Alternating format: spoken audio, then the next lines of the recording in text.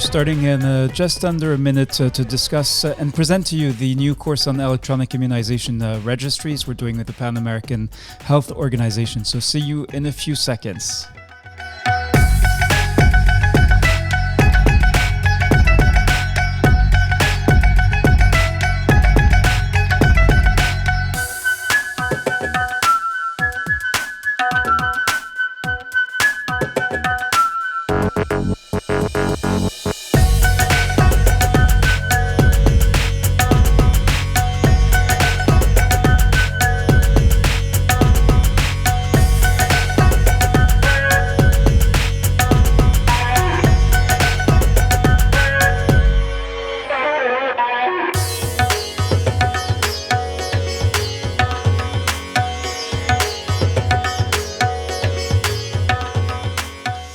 Warm welcome to you from Geneva, Switzerland. I'm Rida Sadki from the Geneva Learning Foundation, and here this morning with Min Jha. Good morning, Jha. How are you doing this morning? I'm doing very well. Good morning, Rida. How are you doing? I'm okay, thanks. Excited to be launching this new course for the Pan American Health Organization. So that's the regional office for the Americas of the World Health Organization. And I'm especially excited because we're going to be sharing in this sort of quick session, probably 15 minutes, maybe a few more if there are really great questions. We are going to share with you what exactly you need to put together the best application for this course that you can to maximize your chances of being selected for this course. And we'll be sharing a couple of tips around that today. And first, to kick off, Shah is going to be asking me some questions about the course, but most of all, we'd like to hear your questions, and you just go to the comments, and that is where you will be able to ask your questions. So, Shah, what is your first question for me? Yes. So we're all really excited because we know that it's the first English cohort. But Reda, can you please tell us a little bit more about the context for this course and what is its purpose?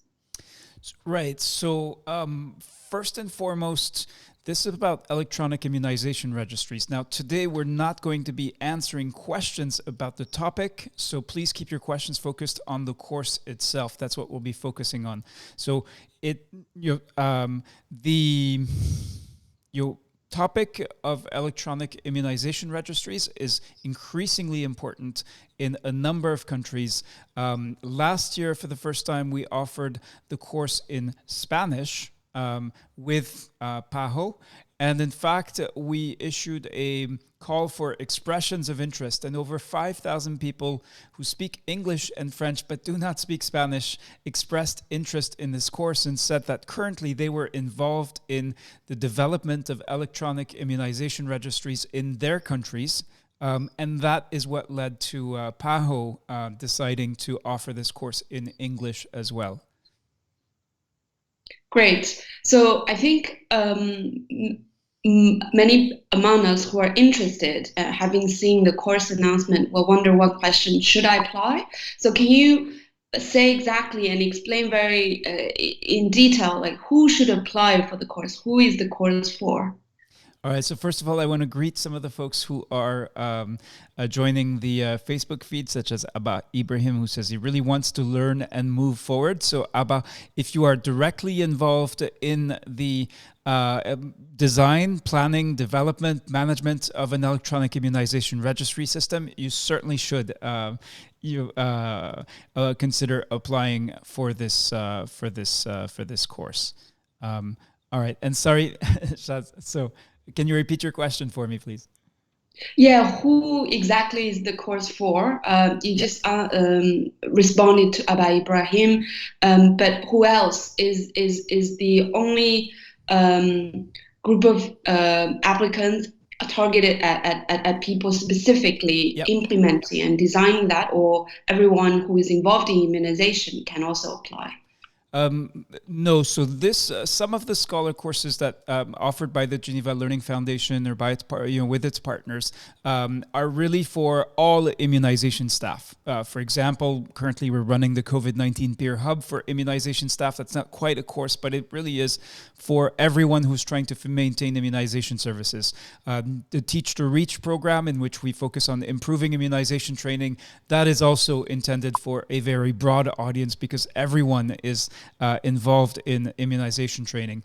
However, this course, I understand many of you are looking for, excellent, outstanding learning opportunities. But in fact, if you do not have responsibility in designing, planning, administering the EPI's nominal immunization registry, if you're not implementing strategies using the information from the EIR system, if you're not examining the feasibility of putting in place an EIR system, then this course is probably not for you. There will be other learning opportunities that are more likely to correspond.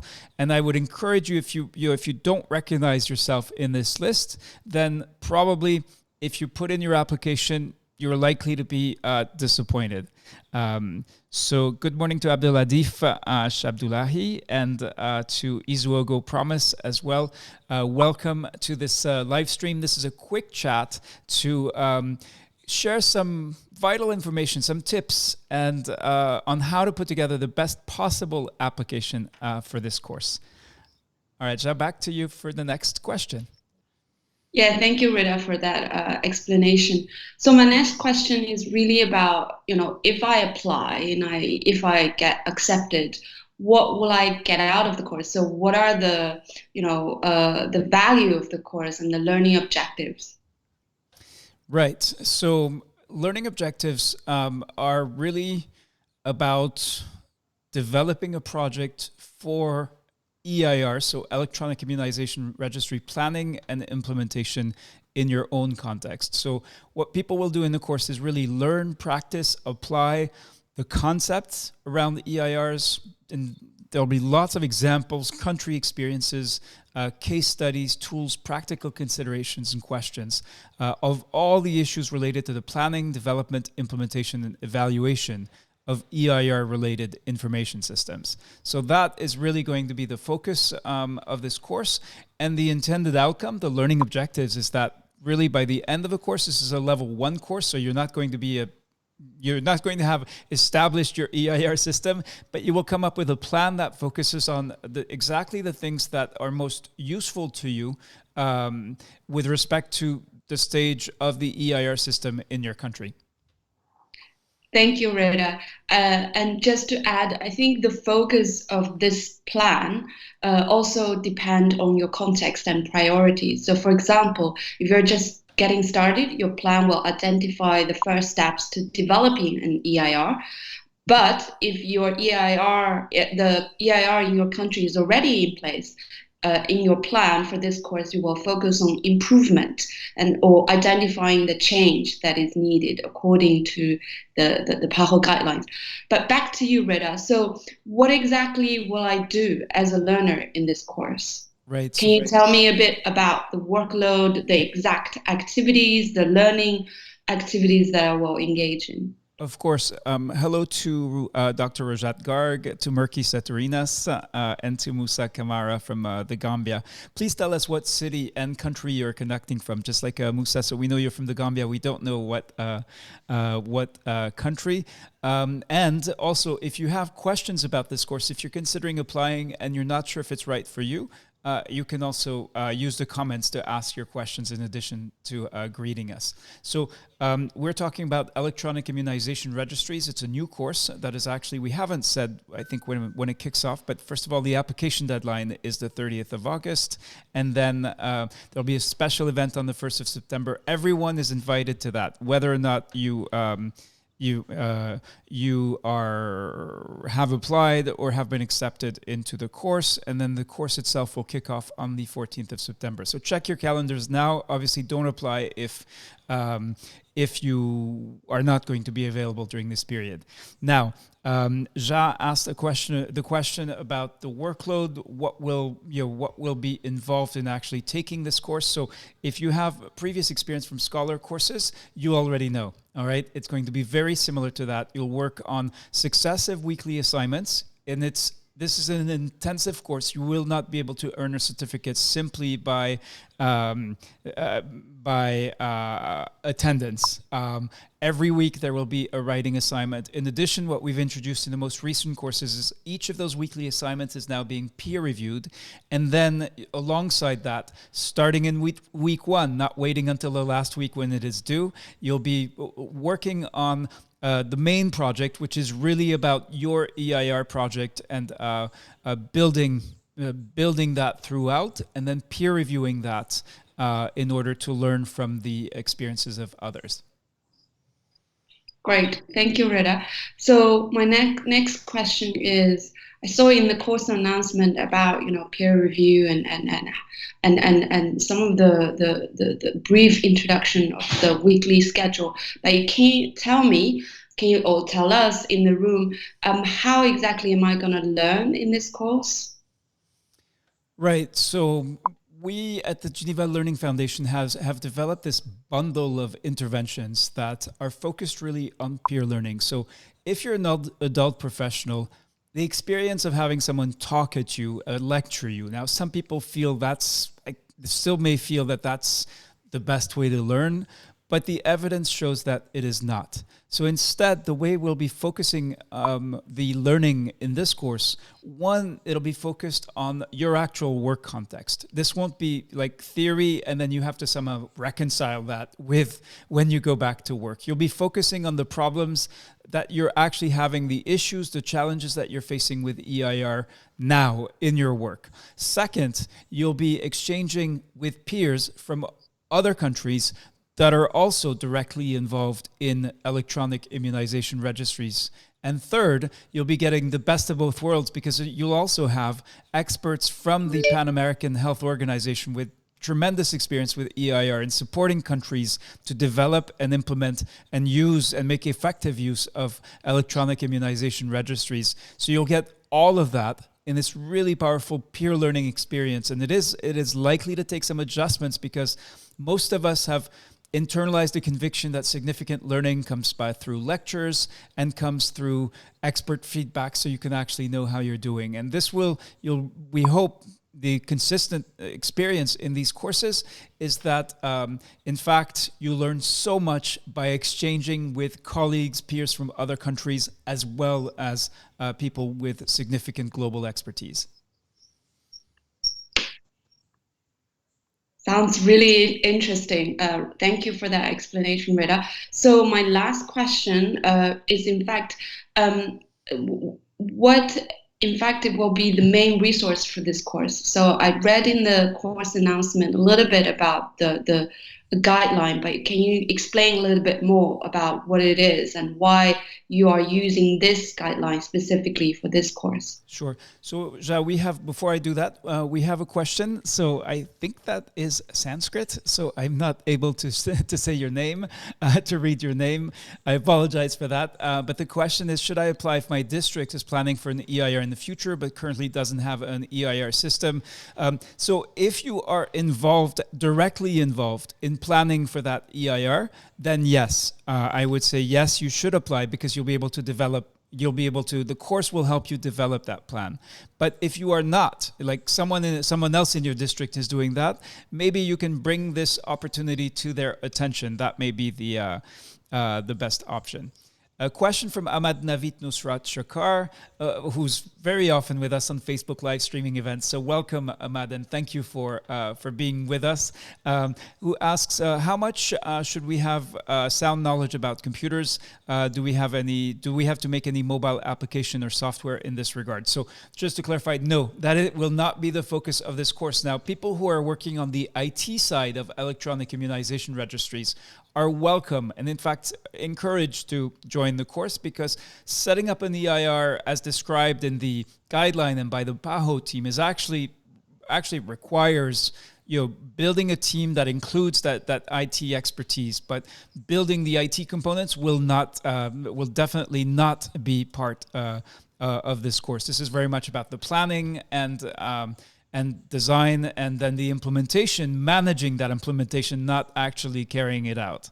Musa Kamara says that Gambia is planning possibly the first to be the first African nation to establish a nationwide electronic immunization registry system. So you feel you need this course. So I know that there are a number of countries on the African continent that are doing significant work around EIR. But yes, if Musa, you are directly involved with your country's effort in establishing an EIR system, then yes, we need your application.